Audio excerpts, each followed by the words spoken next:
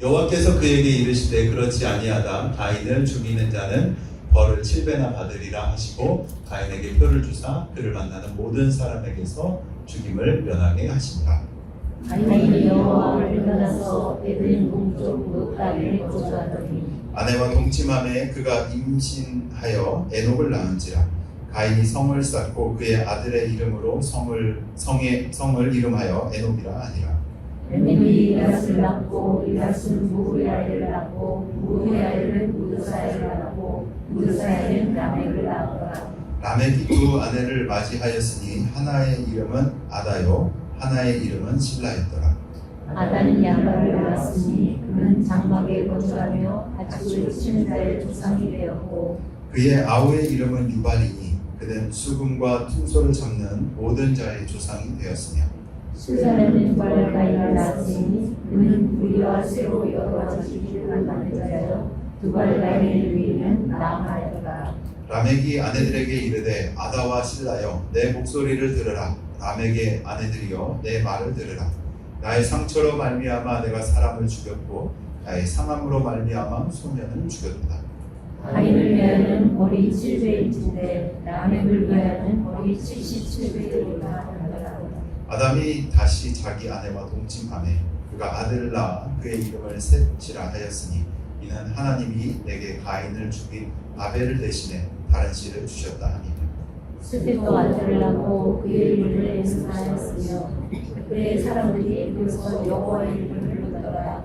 이것은 아담의 계보를 적은 책이니라. 하나님이 사람을 창조하실 때에 하나님의 모양대로 지으시되 남자와 여자를 창조하셨고 그들이 창조되는 날에 하나님이 그들에게 복을 주시고 그들에게 이름을 사람이라 일컬으셨더라. 아담은 130세에 자기의 모양 곧 자기의 형상과 같은 아들을 낳아 이름을 셋이라 하였고 아담은 셋을 낳은 후 800년을 지내며 자녀를 낳았으며 그는 930세를 살고 죽었더라. 셋은 105세에 에노스를 낳았고 에노스를 낳은 후 807년을 지내며 자녀들을 낳았으며 그는 912세를 살고 죽었더라. 에노스는 90세에 게난을 낳았고 게난을 낳은 후 815년을 지내며 자녀를 낳았으며 그는 905세를 살고 죽었더라. 게난은 70세에 마할랄레를 낳았고 마할랄레를 낳은 후 840년을 지내며 자녀들을 낳았으며 그는 910세를 살고 죽었더라. 마할랄레는 65세에 야렛을 낳았고 야렛을 낳은 후 830년을 지내며 자녀를 낳았으며 그는 895세를 살고 죽었더라. 야렛은 262세에 에녹을 낳았고 에녹을 낳은 후 800년을 지내며 자녀들을 낳았으며 그는 962세를 살고 죽었더라. 에녹은 65세에 무드셀라를 낳았고 무드셀라를 낳은 후 300년을 하나님과 동행하며 자녀들을 낳았으며 그는 365세를 살았더라. 에녹이 하나님과 동행하더니 하나님이 그를 대하시고 세상에 있지 아니하였더라. 무드셀라는 187세에 라멕을 낳았고 라멕을 낳은 후 782년을 지내며 자녀를 낳았으며 그는 969세를 살고 죽었더라. 라멕은 182세에 아들을 낳고 이름을 노아라 하여 이르되 여호와께서 땅을 저주하심으로 수고롭게 일하는 우리를 이 아들이 아니하리라 하였더라. 라멕은 노아를 낳은 후 565년을 지내며 자녀를 낳았으며 그는 777세를 살고 죽었더라. 노아는 500세 된 후에 셈과 함과 야벳을 낳았더라. 아멘. 잠깐 기도하겠습니다. 하나님, 지금도 주님은 주의 일들을 행하고 계시며 하나님의 뜻을 이 땅 가운데 펼치고 계시는 줄 저희가 알고 이 시간 믿음으로 고백합니다.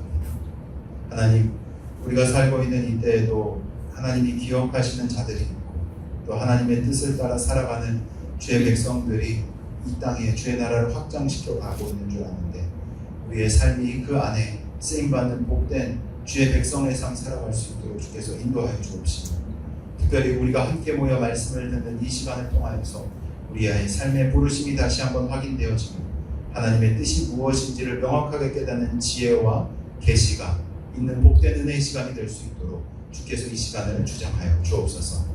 하나님, 세상에 여러 가지 소리들이 들립니다. 그러나 그 소리들에 우리의 마음과 영혼이 흔들리는 자들이 아니라 오직 굳건한 영원한 주의 말씀들을 붙잡고 살아가는 주의 백성으로서의 삶 온전히 살아갈 수 있도록 주께서 인도하여 주옵시며 주의 능력의 말씀이 선포되어질 때 우리 각자에게 필요한 말씀으로 우리 삶을 변화시키고 새롭게 하는 말씀으로 회복의 은혜의 말씀으로 주의 음성이 들려줄 수 있도록 주님 역사하여 주옵소서. 이 시간 온전히 주님께 속한 시간임을 다시 한번 고백합니다. 부족한 종의 모습 감추어 주시고 오직 주의 살아있는 능력의 말씀만이 선포되어질 것들을 믿고 찬양하며 사랑 많으신 우리 주 예수 그리스도의 이름으로 기도 올려 드립니다. 아멘. 네, 할렐루야. 네, 반갑습니다. 우리 좌우에 있는 분들과 인사할까요? 반갑습니다. 잘 오셨습니다.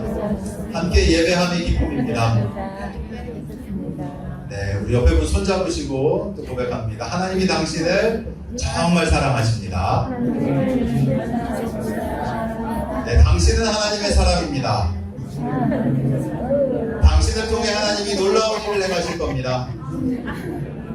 놀라운 일을 하실 것입니다. 네, 웃으시는 건 동의하셔서 웃으시는 거죠? 네, 그리고 옆에 분들 얼굴 뵈니까 어떻습니까? 반갑습니다. 네, 어색하신가요? 네, 오랜만에 뵙는 분들도 있고 뭐 자주 뵙는 부부간에는 또 그러시겠죠. 여러분들 얼굴을 보면서 우리가 사랑의 고백들을 잘 나눌 수 있는, 진리를 선포할 수 있는 저희가 되면 좋겠습니다. 우리 가슴에 손을 얹고 좀 고백할까요? 하나님은 나를 사랑하십니다. 하나님은 나를 사랑하십니다. 예수님의 십자가의 능력을 나는 믿습니다. 예수님의 십자가의 능력을 나는 믿습니다. 내 안에 계신 성령님 역사하여 주십시오. 내 안에 계신 성령님 역사하여 주십시오. 주님의 말씀이 진리임을 나는 믿습니다. 주님의 말씀이 진리임을 나는 믿습니다. 주님께서 오늘 이 시간 나에게 말씀하여 주십시오. 주님께서 오늘 이 시간 나에게 말씀하여 주십시오. 주의 능력을 기대합니다. 주님의 능력을 기대합니다. 주님을 찬양합니다. 주님을 찬양합니다. 아멘. 아멘. 한 주간 동안 잘 지내셨죠? 네, 날이 많이 더운데 오늘은 그래도 구름이 좀 껴가지고 그래도 기온은 높더라고요. 근데 요즘 너무 기온이 평균 기온이 높아가지고 살짝만 나서도 날이 시원해졌네 이렇게 착각할 정도로 계속 요즘 날씨가 많이 더웠는데 그래도 건강하게 주님이 보호하시는 은혜 가운데서 더운 여름 여러분들이 잘 진행하시기를 축복합니다. 혹시 휴가 하시는 분들 계실까요? 네, 휴가 하시는 분들도 계실 것 같고 또 쉬시는 분들도 계실 것 같은데 이렇게 쉼도 주님이 주시는 은혜입니다. 창조의 우리가 기록들을 보면 주님도 무엇 하시죠? 창조하시고 마지막 날 안식하시고 쉼은 주님이 주시는 특별한 은혜예요. 옛날에 이 창세기가 기록되어져 있을 시점에 사람들을 생각해 보면 어떤 삶을 살았을까요? 쉼이란 개념이 있었을까요? 특별히 모세 오경 같은 경우는 출애굽한 백성들에게 이네들이 어떠한 이제 민족인지를 알려주기 위한 기록이기도 하거든요. 노예가 어떻게 살았겠습니까? BC 2000년 전에 사람들이 어떻게 살았을까요?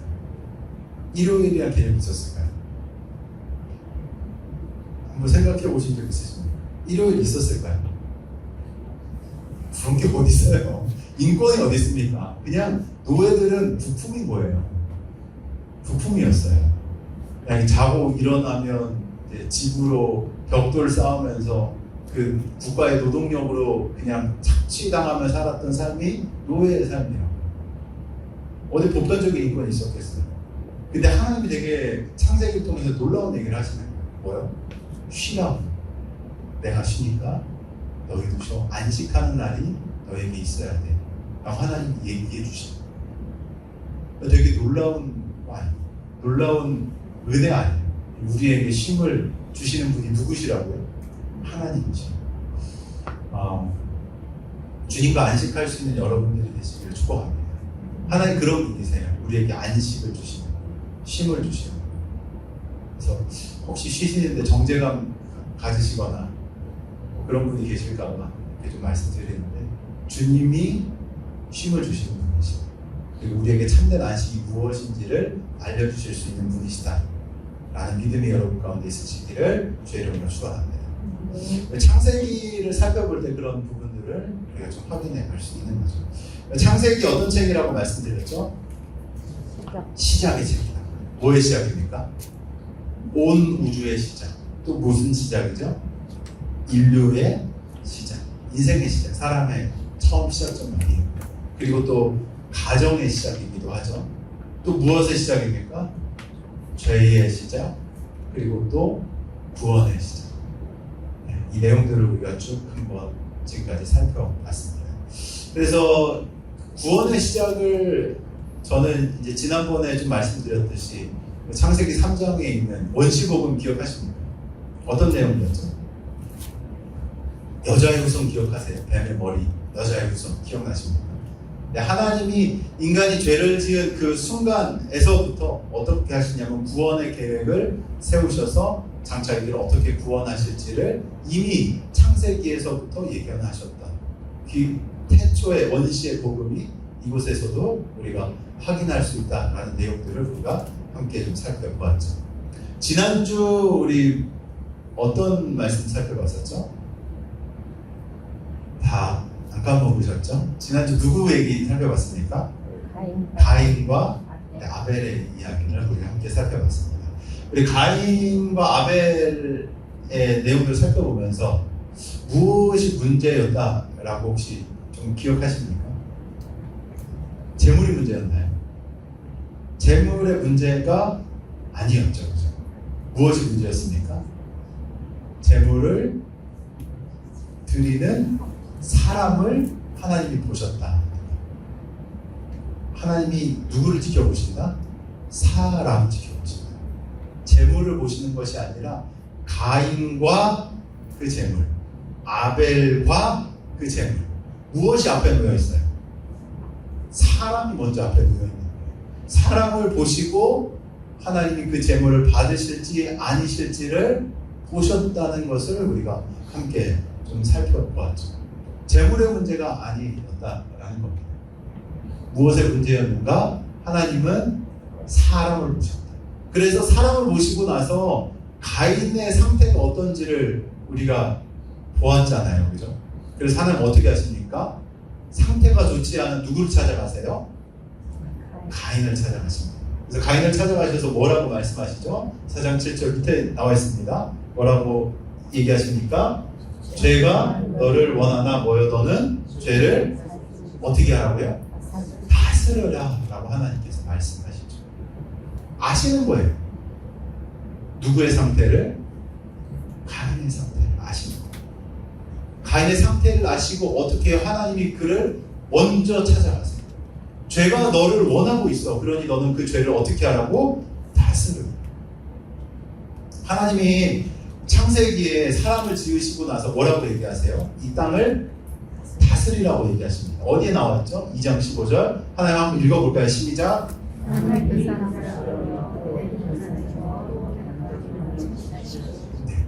이 땅을 경작하면서 그 땅이 아름다울 수 있도록 어떻게 해요? 지키라고 하나님이 말씀하세요. 그러면 그렇게 될 때 그 땅이 어떤 땅이 되냐면 에덴이라는 땅이 되는 거예요. 하나님의 성품으로 아름다운 소산을 내면서 30배, 60배, 100배의 결실을 경험할 수 있는 그 에덴에 하나님의 성품이 녹아나는 그 아름다운 곳을 누릴 수 있도록 하나님께서 그 경작하고 지키는 위임의 명령을 누구에게 주셨다? 사람에게 주셨다는 거죠. 또한 지금 이 시점은 이미 죄가 들어온 상황이에요. 하나님이 말씀에 깨어져서 아담과 하와가 어디에요? 에덴 동산에서 쫓겨났습니다. 그럼에도 불구하고 하나님은 계속해서 경작하며 지키는 영역들을 계속 얘기해 주고 계신 거예요. 어디를 지켜야 된다? 우리의 마음. 어디를 지키고 경작해야 된다? 우리의 내면, 우리의 삶을 지키고 경작하면 우리가 죄에 넘어지지 않고 살 수 있다는 것을 주님은 우리에게 얘기하고 계십니다. 믿으시면 아멘. 죄가 우리의 삶을 주관할 수 있어요.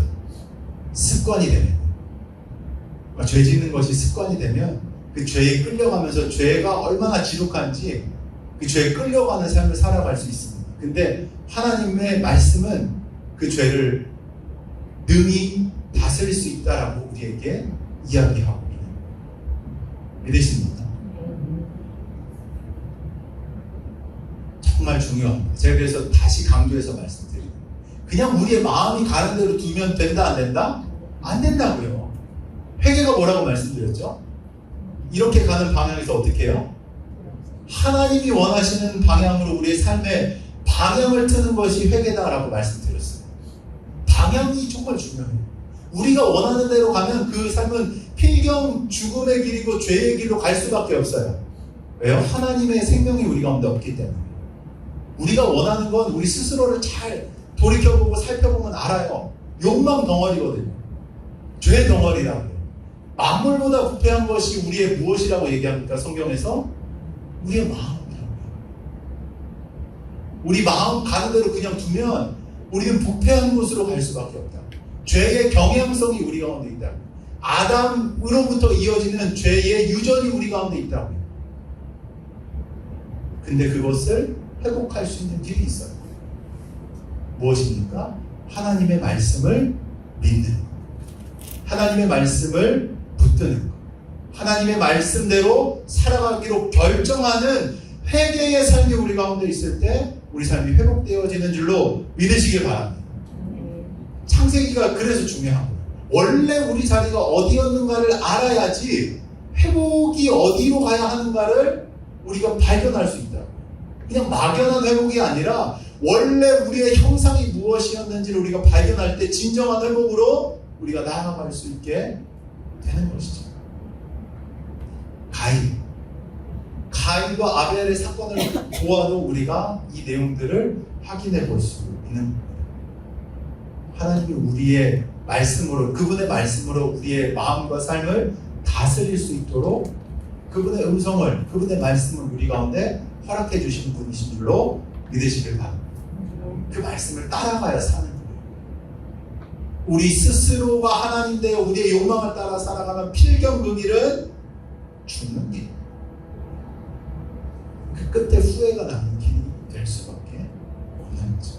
그래서 우리가 지난 시간에 가인과 아벨의 이야기를 함께 살펴보았습니다. 가인이 실패했던 이유 무엇입니까? 하나님이 찾아오셔서 말씀하셨음에도 불구하고 어떻게 해요? 자기가 원하는 대로 하는 거예요. 자기가 어떻게 무엇을 원했습니까? 하나님이 죄를 다스리라 라고 말씀하셨지만 어떤 행동을 취합니까? 가인은? 어떻게 해요? 그 뒤에 내용 아시잖아요. 하나님이 자기 제사 제물 안 받아주시니까 어떻게 합니까? 누굴 죽여요? 아벨. 왜 쟤만 받아주시지? 오히려 동생을 찾아가서 어떻게 해요? 때려 죽이고. 요인을 어디에서 찾는 거예요? 나에게서 찾는 게 아니라 누구에게서 찾는 겁니까? 타인에게서 찾는 거예요.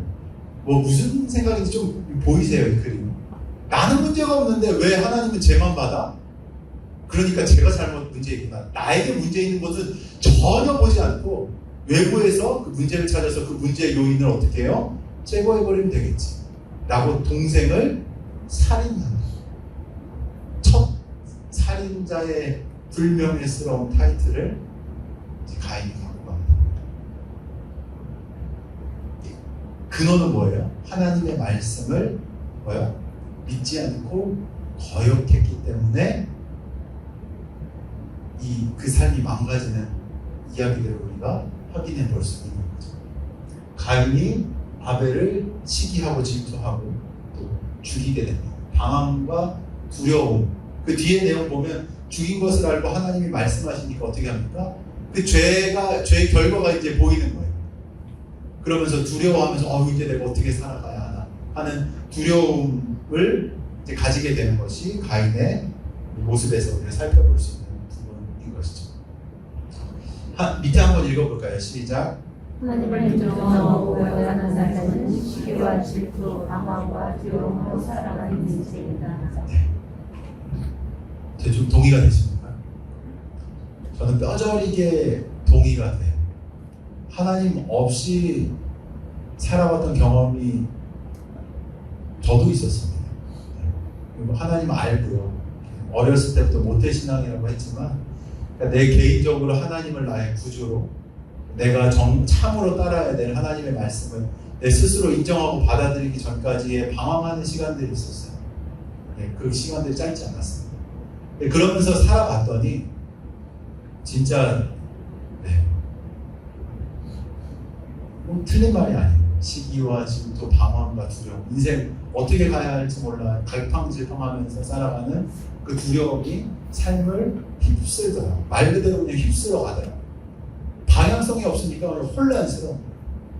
그 혼란함 가운데서 어떻게 해야 될지 모르고 상대방과 비교하기 시작하고 질투하기 시작하고 내 삶의 방향성을 모르기 때문에 혼돈 가운데서 살아갔던 것이 저의 삶이기도 했었어요.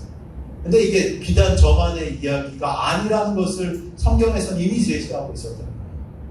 하나님의 말씀을 거절하는 삶이 필연적으로 마주할 수밖에 없는 삶, 무엇인가 하면 방황과 두려움의 삶이 그 삶에 이어질 수밖에 없다라는 것이죠. 우리가 원래 회복되어야 되는 삶의 모습은 바로 이러한 모습입니다. 하나님을 어떻게 해요? 바로 알아야 돼요. 누가 우리의 근원이신지, 근본인지, 내 원래 형상이 어떠한 모양인지를 우리가 바로 알 때, 우리의 삶이 분명한 반석 가운데 뿌리 내리게 될 줄로 믿습니다. 아멘이십니까? 많은 사람들이 이 문제를 해결하지 못해요. 그러니까 그렇잖아요. 말씀을 이거 믿느냐 마느냐에 대한 고민과 질문들 하잖아요. 의심하잖아요.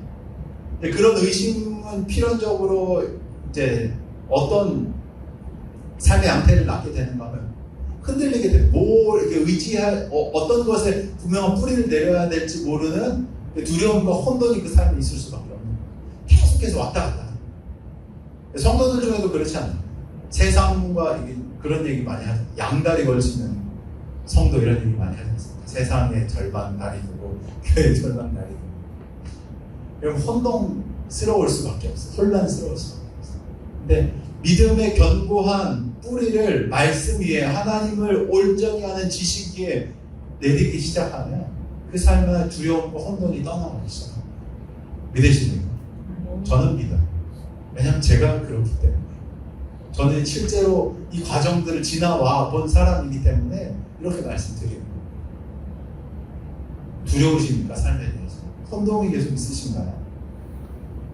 내 기반이 어디에 있는가 한번 좀 궁금하게 질문해 보세요. 정말 내가 하나님의 말씀을 온전히 믿고 따르고 있는가? 하나님의 진리 위에 내 삶을 두고 있는가? 한번 질문해 볼 필요가 있는 것이죠. 하나님 분명히 약속하세요. 예수님도 그 비유 얘기하시잖아요. 모래 위에 지은 집과 반석 위에 지은 집. 딱 그 삶에 대한 이야기거든요. 흔들릴 수밖에 없어요. 근데 진리 위에서는 견고하게 그 삶이 서게 되는 겁니다. 하나님을 바로 할 때 세상을 어떻게 바라봐야 할지, 세상에서 그리고 나의 역할이 무엇인지를 또 명확하게 우리가 깨닫게 되는 것이죠. 내가 어떤 의미를 하며 살아갈 건가. 돈을 따라 살아가면요, 인생이 피곤해요. 죄송합니다. 피곤할 수밖에 없어요. 근데 하나님이 주신 소명을 발견한 사람은요, 머리 자르는 것 하나에 또 청소를 하는 일에도 정말 세상 사람들이 하찮게 보는 이건 그 세상 사람들의 관점이에요. 그렇게 보는 일 가운데서도 소명의 부르심의 기쁨이 무엇인지 알기 때문에 흔들림이 없는 거예요. 그 안에서의 기쁨과 하나님이 주시는 만족감과 충만함이 그 삶에 있을 수 있다는 것이죠. 우리 안에 있는 그 비진리들이 계속해서 진리 안에서 씻겨나가야 하는 겁니다. 세상은 비교하고 사람들을 판단하고 결정해요. 근데 주님은 그렇게 보지 않으십니다. 우리가 참 의미 있는 일들을 해나갈 수 있도록, 세상을 경작하고 지키고 가꿀 수 있도록 하나님 우리를 지으셨고, 그 마땅한 자리 가운데 우리가 서 있을 때에 우리는 흔들리지 않는 기쁨 가운데서 그 소명의 일들이 일어나갈 수 있는 거예요. 믿으십니까? 애들한테도 잘 가르치셔야 돼요. 잘 가르치셔야 돼요. 돈 보고 성적 보고 따라가라고 아닐 거예요. 먼저 주님을 알고 주님의 뜻에 따라 그 삶의 중요한 길을 결정하도록 가르치는 것이 참된 지혜입니다. 자녀이신 분들 새겨들으세요. 새겨들으세요. 세상에서 얘기하는 기준을 자녀에게 심지 마세요. 아니라고. 비질립니다. 내가 어디에 있어야 하는지, 어떤 부르심이 있는지를 주님 앞에서 확인하며 걸어갈 때 그 삶이 흔들립니다. 아름다운 삶을, 만족할 만한 삶을 자녀들이 살아갈 수 있다. 여러분들 안에 이런 하늘이 주시는 지혜가 충만하기를 주의 이름으로 축원합니다. 주의 말씀 가운데 견고하게 서 있을 때 죄를 다스릴 수 있어요. 죄의 유혹에서 벗어날 수 있게 되는 것이죠. 그러니까 죄가 너무 친숙한 사람은 그게 죄인지도 모르고 살아요. 근데 은혜가 뭔지 아세요? 죄를 하나님이 깨닫게 해주시고, 그거 잘못된 거구나. 옛날에 어릴 때 우리 자녀들한테 지금 되게 그런 거 많이 가르치고, 거짓말하지 마, 정직해, 그리고 이게 삶의 어떤 중요한 기준들을 가르치는데, 그게 이제 나이 들고 어른들을 보면서 교묘하게 그 기준들을 이렇게 혼동하게 되는 일들이 나타나요. 부모님들의 삶을 보고 그렇게 살거든요. 근데 진리대로 사는 게 흔들리지 않는 삶을 살아갈 수 있는 중요한 기반이 됩니다. 잘 가르치셔야 돼요. 그래야 죄에 빠지지 않고 죄의 굴레에서 벗어나서 예수님이 뭐라고 얘기하십니까? 진리가 너희를 무엇하게 하리라? 무엇하게 하리라? 자유. 진짜 말씀 안에서 누리는 진리 가운데서 살아가는 자유가 무엇인지를 경험하며 살아갈 수 있게 되는 것이죠. 세상은 여러 가지 굴레들을 우리에게 씌우려고 그래요. 먹고 사는 것부터 시작해서, 물론 죄가 들어와서 우리가 경작해야 되는 수고를 해야 된다고 하나님이 이미 얘기해 놓으셨어요. 그런 수고로움은 우리에게 있을 수밖에 없습니다. 근데 그게 그냥 수고로만 그치는 삶으로 하나님이 우리를 두시지 않는다. 소명의 길을 걸어갈 수 있도록 하나님이 우리를 부르신다는 말입니다. 밑에 한번 읽어볼까요? 하얀 글자 한번 읽겠습니다. 시작. 그리고는 하나님을 발휘하는 지식에서 시작됩니다. 그래서 제가 누누이 매번 강조하듯이 말씀 묵상하고 계시죠? 이 얘기 듣는데 네 하고 아멘 하고 대답하시는 날이 속히 오게 되기를 주님의 이름으로 축원합니다. 아멘도 안 하시네 이제. 묵상하셔야 돼요. 제가 매주 얘기할 겁니다. 진짜 하실 때까지. 저도 하고 있고, 저도 이렇게 요즘 좀 일이 있어가지고 이렇게 며칠 땡겨 먹기도 하거든요. 솔직하게 말씀드리고. 근데 다시 해요. 다시 시작합니다. 정말 중요한 걸 알기 때문에 계속해서 말씀드립니다. 묵상 꼭 우리가 붙잡으셨으면 좋겠고, 이 가인과 아벨의 이야기에 이어서 오늘 우리가 길게 본문 말씀 읽었는데 어떤 내용들이 나오죠? 두 개의 족보가 등장합니다. 그러니까 족보 나오면 이거 왜 굳이 이거 적어놨어 이렇게 생각하시는 분도 혹시 계시지 않나요? 무슨 의미지? 우리 마태복음 봐도 앞에 막 족보가 이렇게 길게 나오잖아요. 아빠 누가 누구를 낳고 누구 아빠가 누구 할아버지가 누구 내가 이걸 굳이 알아야 될 필요가 있나 이런 생각들을 우리가 성경을 읽으면서 하실 수 있는데, 오늘은 그런 생각들을 좀 바꾸실 수 있도록 제가 좀 가이드를 해드리려고 합니다. 보면 가인과 아벨의 이야기 이후에 하나님이 하셨던 이제 일들과 이어지는 내용들을 우리가 좀 함께 살펴보려고 하는데요. 우리 15절 먼저 읽었잖아요. 여호와께서 누구에게 말씀하십니까? 가인에게 말씀하십니다. 가인은 왜냐하면 죄 지은 그 결과를 보고 막 두려워하고 있으니까, 사람들이 내가 죄인 걸 알고 나를 막 이렇게 해하거나 죽이면 어떻게 합니까 하는 그 읍소를 누구에게 하는 거예요? 하나님께 하는 거예요. 그러니까 하나님 뭐라고 얘기해 주시냐면, 그에게 이르시되 그렇지 아니하다 가인을 죽이는 자는 벌을 7배나 받으리라 하시고 가인에게 표를 주십니다. 그러니까 죄인, 사람을 죽인 죄인 생각할 때 우리가 보통 어떻게 생각합니까? 술 먹고 운전하는 사람들 뉴스 나오면 여러분 어떤 마음이 솔직히 드세요? 저런 때려 죽이려고 이런 생각 안 드십니까? 이게 막 판사가 막 그 형량을 낮게 주거나 판결을 하면 어떻게 해요? 분노에 막 이렇게 마음이 막 이렇게 올라오지 않으세요? 야, 이 판사 뭐 썩었네. 어떻게 저 사람 중에 저 사람을 저렇게 아무렇게나 풀어주는 거야. 저 정도 형벌 가지고 되겠어? 라고 보통 생각하잖아요.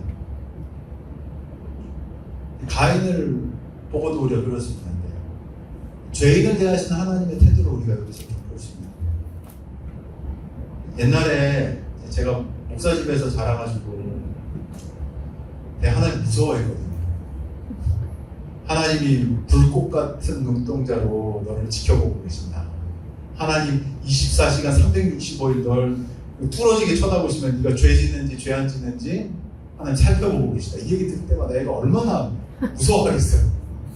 제가 그래서 막 무서워했다고 진짜 하나님 무서운 분이시고 죄 지으면 안 되는데 하면서 뭐랄까요, 죄책과 막 이런 두려움, 이런 게 많이 있었어요. 근데 말씀을 볼 때마다 하나님 그런 분이 아니신 거예요.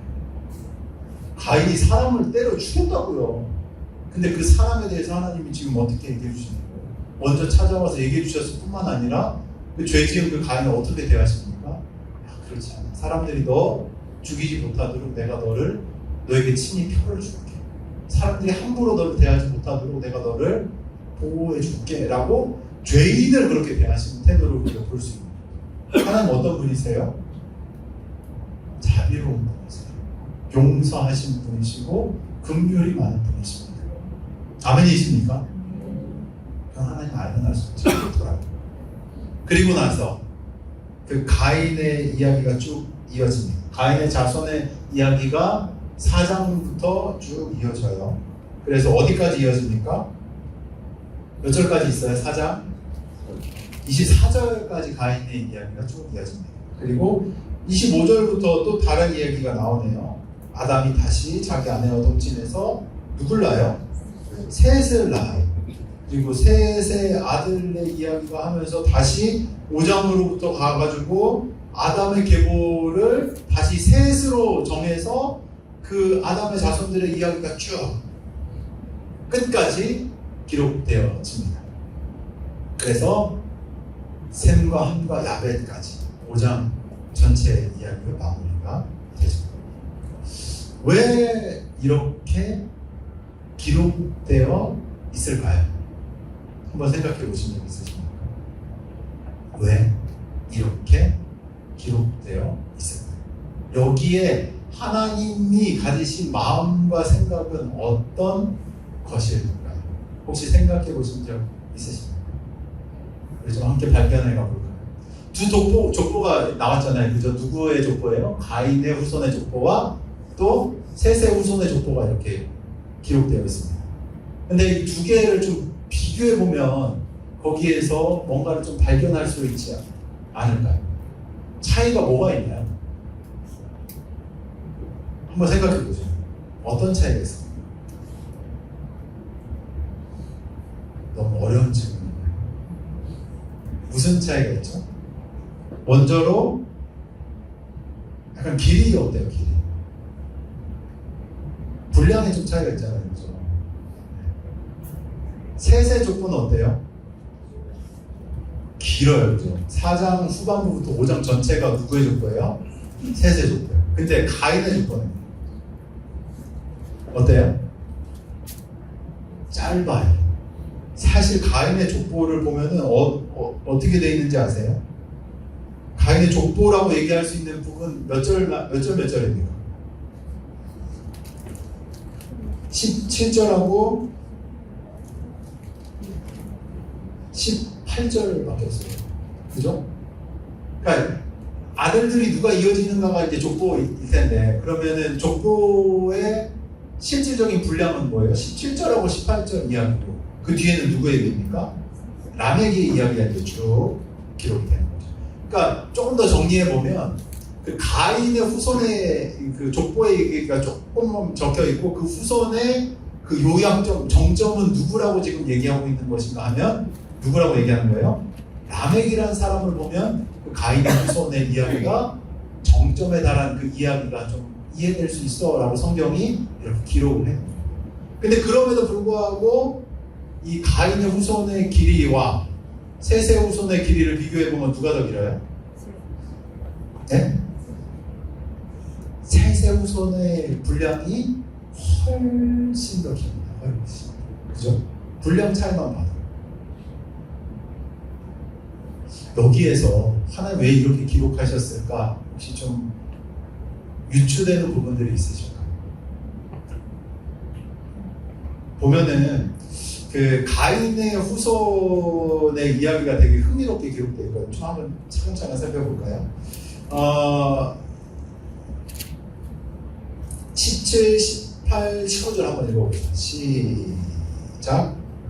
하여 지문에 그가 임신하여 애국을 낳지라. 가인이 성을 쌓고 그의 아들의 이름으로 성을 이하여 에녹이라. 에녹이 이랏을 낳고 이랏은 무야엘을 낳고 무야엘은 무두사엘을 낳고 무두사엘은 라멕을 낳았더라. 라멕이 두 아내를 맞이하였으니 하나의 이름은 아다요 하나의 이름은 실라였더라.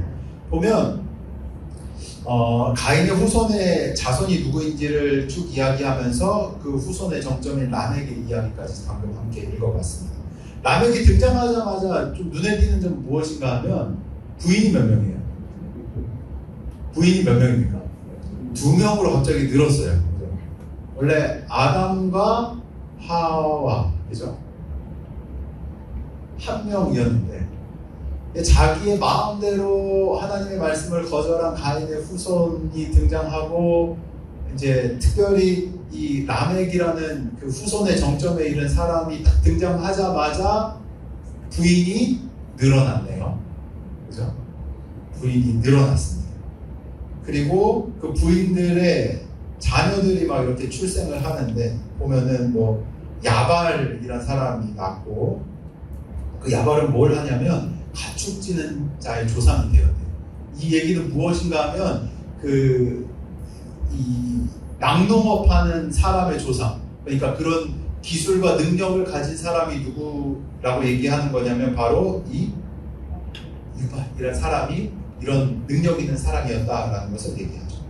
그리고 두발가인이 있네요. 신랑 또 다른 부인에게서 난 두발가인이 낳았는데 이 두발가인은 뭐 하는 사람이래요? 구리와 새우 여러 가지 기구를 만드는 사람이다. 그러니까 기구를 만들어서 능력을 보여줄 수 있는 사람들을 더 뭐랄까 융성하게 살아갈 수 있도록 하는 기술자가 나온 겁니다. 그죠? 장막에 거주하고 유축하고 가축들을 기를 수 있는 능력이 있고 그 다음에 기구들을 만들어서 사람들이 더 잘 살 수 있도록 하는 능력자들이 이 가인의 후손에게서 나왔다는 거죠. 그러면 이런 부분들을 봤을 때 이런 부분들의 설명이 성경에 더 길게 나와야 되는 게 아닐까라는 생각을 해볼 수 있지 않습니까? 되게 중요한 부분이죠. 막 문화가 생기고 그리고 뒤에 보면은 노래하는 사람 이렇게죠. 막 악기들을 만들어서 막 사람들이 이제 먹고 사는 것이 어느 정도 해결이 되니까 뭘 하냐면 유흥을 즐기는 거예요. 먹고 사는 것의 문제가 해결되고 나서 즐길 거리를 만들 수 있는 문화가 막 융성하게 누구의 후손을 통해서? 가인의 후손을 통해서 막 이렇게 만들어지고 있는 거예요. 그리고 가인의 후손을 통해서 또 뭐가 지어졌대요? 성이 지어졌대요. 왜 나를 공격할 수 있는 사람들 방어할 수 있는 성이 지어지고 막 곡식들도 있고 가축들도 있고 놀거리도 만들어지고 하는 이 문화가 융성해지는 일들이 가인의 후손을 통해서 나타났다라는 것이 이곳에 기록되어 있는 거예요. 근데 이 기록이 어때요? 굉장히 짧아요. 생각을 해보면 더 길게 설명해야 될 영역들이 아닐까? 라고 생각이 되어지는 거예요. 셋의 조건을 보면 낳고 죽고 낳고 몇 살 살고 죽고 낳고 몇 살 살고 죽고 이 얘기밖에 없다. 이게 사실 영양가가 있습니까 없습니까? 영양가 있나요? 영양가 있어요 없어요? 이게 무슨 의미가 있나 라는 생각이 들 수 있잖아요. 내용으로 보면 가인의 후손의 이야기가 더 무엇인가 많이 기록되어져야 될 판인데 거기에 성경은 집중하고 있지 않아요. 누구에게 더 집중합니까? 셋의 후손에게. 중요하게 좀 찾아봐야 될 필요가 있어요. 4장 16절 가인은 어떤 행동을 합니까? 16절 한번 보시겠어요? 무엇하죠? 여호와 앞을 떠납니다. 근데 셋의 후손 26절 한번 보시겠어요? 셋의 후손은 뭘 합니까? 여호와의 이름을. 사람들의 문화가 발전하고 막 잘 살게 되는 것 좋은 일이죠. 근데 하나님 지금 뭐에 집중해서 보시는지 여러분 좀 아시겠습니까? 사람의 마음에 집중하십니다. 그 사람이 무엇을 경외하고 있고 무엇을 따라가고 있는지를 하나님이 보시고 중요한 것을 더 어떻게 합니까? 우리는 길게 적잖아요. 그죠? 이 사람의 인생을 주목하는 것. 누가요? 하나님께서. 정말 놀라운 문명의 발전을 이룬 것이 누구의 후손이에요? 가인의 후손들이었어요. 근데 하나님의 시선은 어디에 가 있습니까? 자신을 찾고 부르는 셋의 후손의 이름 하나하나를 기억하시고 몇 해를 살았는지를 하나님이 기억하시고 그 연수를 기억하시고 그 후손이 누구인지를 기억하시면서 그 삶을 주목하고 인도해 가셨다라는 것을 말씀이 우리에게 지금 이야기해 주고 있는 거예요. 여러분, 세상에서 잘 사는 거 중요하죠. 잘 살아야 돼요. 우리도 이 험난한 세상에서 생존해야 합니다. 근데 그것이 다가 되어서는 안 된다는 거예요. 우리의 마음을 홀랑 하나님 없는 곳에 우리의 시선을 빼앗겨서 하나님 없이 하나님을 떠나 사는 사람들의 삶은 스스로가 책임져야 돼요. 그리고 그 구원의 역사에서 벗어나게 되는 삶을 살아갈 수밖에 없는 거예요. 근데 반대로 수고하며 경작하며 살면서 함께 이 땅에 하나님이 어떤 분이신지를 구하고 부르고 찾는 사람들을 하나님께서 어떻게 하신다? 지켜보신다. 그리고 기억하신다. 그들의 연수를 세시면서 그들의 삶을 인도해 가신다는 것을 발견하시길 주의 이름으로 축원합니다. 여러분, 어떤 삶을 사시겠어요? 어떤 삶을 사시겠어요? 잘 살고 하나님이 주목하시지 않는 삶? 그런 생각들 하지 않으세요? 적당하게 교회 다니고 헌금 잘하고 부자 됐는데 하나님 어려운 일 시키시면 그런 거 나는 좀 패스하고 적당한 믿음 지키면서 그런 사람 없어요. 계속 흔들릴 겁니다. 아까 얘기했잖아요. 어디에 기반을 두고 살아가는지를 하나님 보신다. 그 마음의 중심을 하나님께서 계속 짚으신다.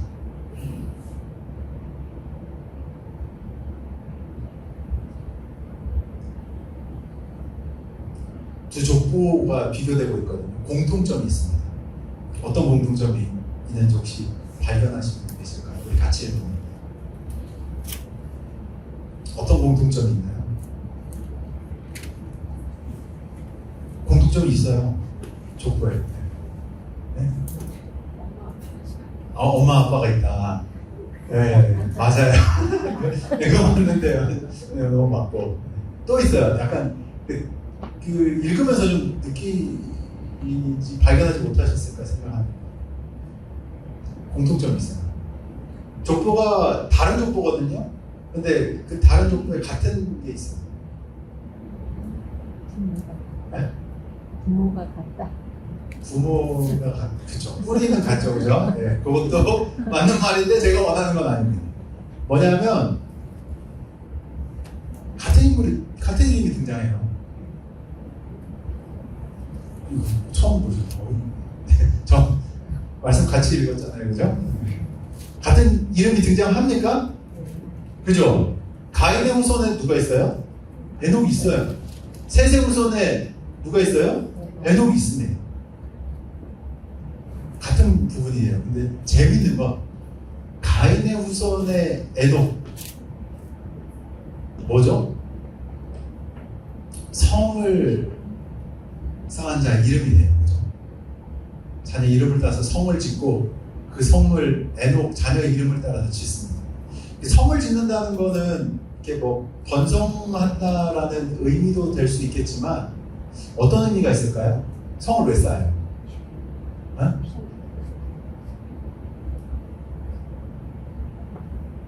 성을 왜 쌓습니까? 담을 왜 쌓죠? 나를 보호하려고요. 내 걸 뺏어가면 안 되니까, 날 모르는 사람들이 뺏어가면 안 되니까 나를 지키고 보호하기 위해서 담을 쌓고 성을 쌓는 거죠. 가인의 후손은 어떤 것을 결정했냐면 스스로를 지키기로 결정한 거예요. 내가 나를 지키기 위해서 무엇한 거예요? 성을 쌓는 삶을 사는 거예요. 언제 누가 찾아와서 나를 죽일지 모르니까, 내 것을 뺏어갈지 모르니까 두려워하면서 성을 쌓는 거예요. 근데 흥미롭게도 에녹, 셋의 후손의 에녹은 어떤 사람이에요? 찾아보면 뭐라고 나옵니까? 하나님과 동행한 사람. 뭐 다른 특별한 이야기가 없어요. 자녀를 낳았고 하나님과 동행하다가 어떻게 해요?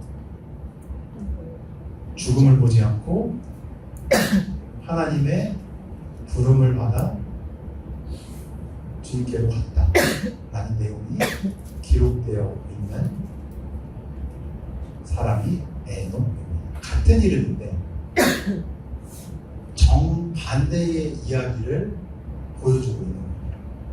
스스로가 하나님 되어 스스로 성을 쌓고 사는 사람의 모습과 반대로 하나님이 나를 지켜주셔, 하나님이 내 인생을 책임져 주셔, 하나님이 내 아버지야, 내 스스로를 지킨다고 해도 그것은 한계가 있어. 나는 되려 나를 신뢰하고 내가 나를 방어하는 것이 아니라 하나님을 신뢰하기로 결정하며 그분과 동행할 거야 하는 사람의 대조를 명확하게 보여주고 있는 거야. 여러분 어떤 에녹으로 살고 싶으십니까? 또 있어요. 동일한 인물이 또 나옵니다. 동일한 인물은 아니죠. 찾아보세요. 어떤 이름이 나오는지. 라멕. 정답입니다. 정답. 같은 이름이에요. 같은 이름. 셋의 후손에도 라멕이 있고 가인의 후손에도 누가 있어요? 라멕이라는 사람이 있어요. 가인의 후손에서의 라멕은 어떤 사람입니까? 그 뒤에 노래에 그 라멕이 어떤 사람인지가 적나라하게 드러나요. 라멕이 한 노래 한번 볼까요? 어디 나오냐면 23절, 24절입니다. 같이 한번 4장입니다. 같이 한번 읽어보겠습니다. 시작. 아다와 실라여 내 목소리를 들으라. 라멕의 아들이여 내 말을 들으라. 나의 상처로 말미암아 내가 사람을 죽였고 나의 상함으로 말미암아 소년을 죽였다. 할렐루야는 거짓 7대인데 라멕을 위하여는 거짓 17대인데. 이거 무슨 내용인지 좀 파악이 되십니까? 성경을 보면서 이 약간 그 맥락이나 뉘앙스를 파악하지 못해서 좀 어려운 부분이 있는데 이것도 약간 그런 부분 중에 하나거든요. 이거 뭔지 아세요? 자기 자랑하고 비꼬는 노래예요. 노래의 식구를 아내들한테 얘기해 주는 거예요. 내가 그 젊은 애랑 싸우다가 상처를 입었는데 뒤에는 걔 때려 죽였어. 어때? 내 힘 세지? 근데 이런 나에게 와서 나를 해코지하려고 하는 사람들 어떻게? 버리고요. 이거 무슨 얘기 하는지 아세요? 아까 우리 읽었잖아요. 7배 누구한테 주신 거예요? 가인한테. 근데 이거 77배는 뭔지 아세요? 하나님이 주신 그 표를 비꼬면서 노래하는 얘기예요. 나는 더 큰 벌로 걔네들 응징해버릴 거야 라는 이야기를 지금 누가 하는 거예요? 이 라멕이. 라멕이 어떤 사람인지 보이시잖아요. 자기의 힘과 능력과 포악함을 자랑하고 노래를 부르는 그런 사람이 라멕이에요. 가인의 후손의 정점에 있는 사람, 그 자녀들은 되게 특출난 기술들을 가진 사람. 막 문명들을 이룬 사람들인데 그 정점의 이 노래가 그 문명, 하나님을 떠난 사람들의 문명이 이루고 있는 그 모습들을 적나라하게 지금 보여주고 있는 힘이 다스리는 세계. 남의 거 뺏는 거 아무것도 아니었을 거예요. 이들이 사는 세상에서. 약한 자 보호 되겠습니까? 걔네는 그냥 착취물이에요. 갖고 가는 거라고. 그거 내 거. 왜냐면 넌 힘 약하니까. 말 안 들어 내가 너 죽일 거야. 이런 게 그들이 가인의 후손이 이룬 세계입니다. 반대로 셋의 후손에도 라멕이 있습니다. 이 라멕 어떤 사람입니까? 라멕 누구예요? 노아의 아버지입니다. 노아의 아버지. 라멕이 노아를 낳고 이렇게 얘기해요. 여호와께서 땅을 저주하심으로 수고롭게 일하는 우리들에게 이 아들이 뭐요? 위안이 되겠다. 소망이 되겠다라고 얘기하는 사람이 누굽니까? 라멕이라는 사람입니다. 셋의 후손의 라멕. 이 세상에서 죄로 찾아온 수고와 어려움들은 여전해요. 근데 그 안에서도 라멕은 뭘 보는가 하면은 하나님의 소망을 고백하고 그 소망을 바라볼 줄 아는 사람이 누구였다? 라멕입니다. 셋의 후손의 라멕. 같은 이름인데 삶의 양태는 영 다른 것 같아요. 여러분, 어떤 삶을 살아가고 싶으십니까?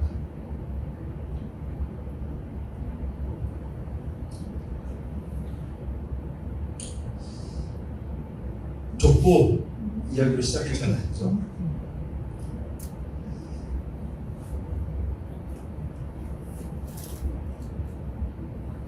처음에 이야기에서부터 계속 이어지는 내용이에요.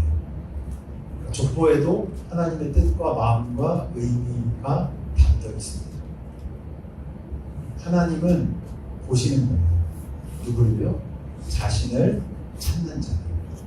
믿으십니까? 자신을 찾고 자신을 부르는 자들, 자신을 경외하는 자들. 시편 말씀에 이런 이야기가 있거든요. 자신을 경외하는 자들에게 무엇을 보이겠다고 하나님 말씀하시는가 하면 친밀함을 보여주십니다. 내가 얼마나 가까운 사람인지를, 너희를 얼마나 가깝게 함께하고 있는지를, 너희를 얼마나 가깝게 돌보고 있는지를 내가 알려줄게, 보여줄게 라고 주님이 말씀하십니다. 어떤 사람? 경외하는 사람. 하나님을 찾고 그 말씀을 중요하게 생각하고 그 말씀을 삶의 기준으로 삼아 살아가기로 결정하고 고군분투하는 사람. 세상에 어떤 어려운 삶을 여전하지만 그것 너머에 있는 라멕처럼 하나님의 소망을 바라보며 경외하며 살아가는 사람을 하나님은 기억하신다. 세상은 지금도 뭐 AI 시대에 문명이 발전하고 막 세상이 천지개벽할 일들이 막 계속 일어나고 있어요. 근데 그런 시대에도 통일해요. 저는 되게 비슷하게 대조가 되더라고요. 가인의 후손에도 그런 일들이 일어났지만 하나님은 누구의 연수를 세시고 기억하시고 그들의 자녀들을 생각하시고 그 자녀들의 연수를 기억하셨는가 하면 자신을 경외하고 하나님을 찾고 예배하는 자들의 삶을 기억하신 줄로 믿으시길 바랍니다. 여러분, 어떤 삶을, 어떤 길을 사시겠습니까? 어떤 족적을 남기시고 싶으세요? 가인의 후손처럼 하나님 없이 그냥 내가 스스로 하나님 되어 내 성 쌓고 내가 잘 살고 내가 안위하고 내 후손의 삶도 그냥 잘 되면 좋겠다 하는 스스로의 성체를 높이 쌓아 올리는 삶을 살기 원하십니까? 아니면 이 험난한 세상 가운데서도 소망을 고백할 수 있고 하나님을 경외하며 하나님께 예배하며 그분의 보호하심을 받고 살아가는 삶을 사시겠습니다. 전 여러분들이 셋의 계보의 후손들처럼 사시기를 축원합니다. 하나님이 기억하시는 사람. 내가 누구 알지? 내가 영혼대 알지? 걔 어렸을 땐 좀 망나니였지만 또 철들어서 나 따라오려고 부단히 노력 많이 하는 건 내가 알지. 내가 그 걸음들 기억하지. 그 연수들 기억하지. 그 수고를 내가 기억하지. 내가 그 자손들 누구인지 기억하지. 저 하나님 이렇게 기억해 주시면 너무 황송할 거.